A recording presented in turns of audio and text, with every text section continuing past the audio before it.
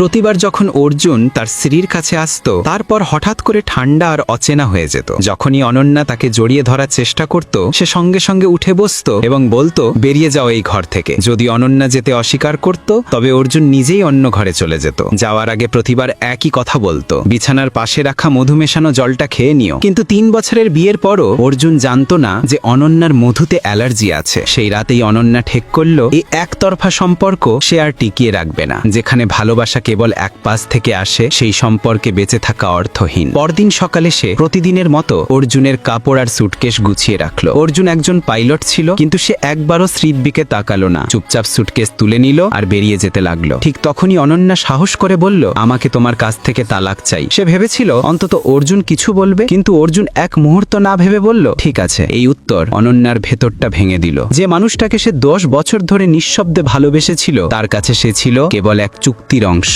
School জীবনে অর্জুন ছিল সবার নজরের কেন্দ্রবিন্দু। অনন্যা প্রতিদিন 1 বোতল জল নিয়ে আসতো যেন কোনোভাবে অর্জুনকে দিতে পারে, কিন্তু প্রতিবারই অর্জুনের প্রেমিকা আগে এসে যেত। তাদের একসাথে দেখে অনন্যা শুধু হাসতো আর নিজের জল লুকিয়ে ফেলতো। সে ভেবেছিল তাদের সম্পর্কের আর কোনো ভবিষ্যৎ নেই, কিন্তু ভাগ্যের লেখা ছিল অন্য কিছু। যখন অর্জুনের প্রেমিকা পড়াশোনার জন্য বিদেশে গেল সে একেবারে ভেঙে পড়ল। প্রতিদিন মদে ডুবে থাকতো, সেটা অনন্যা সহ্য করতে পারল না। নিঃশব্দে তার পাশে দাঁড়ালো। একদিন অর্জুন বলল, তুমি কি আমাকে বিয়ে করবে 3 বছরের জন্য? বদলে তোমাকে 1 লক্ষ টাকা দেব। অনন্যা এক মুহূর্ত না ভেবে হ্যাঁ বলে দিল। অর্জুন ভেবেছিল সে টাকার জন্য রাজি হয়েছে, তাই 3 বছর ধরে তার প্রতি ছিল বরফের মতো ঠান্ডা। সে জানতো না যে অনন্যা এই সম্পর্কটা ভালোবাসা দিয়ে টিকিয়ে রেখেছিল, চুক্তি দিয়ে নয়। কয়েক বছর পর অর্জুন ক্যাপ্টেন হলো আর অনন্যা হলো ফ্লাইট অ্যাটেন্ডেন্ট। সে প্রতিদিন ফ্লাইটের সময়সূচি দেখতো, চুপচাপ অর্জুনের নিরাপত্তার জন্য প্রার্থনা করত। কিন্তু একদিন অর্জুন ফিরে এলো তার এক্স গার্লফ্রেন্ডকে নিয়ে। ক্যাফেটেরিয়ায় তাদের একসাথে দেখে অনন্যার বুক ভেঙে গেল।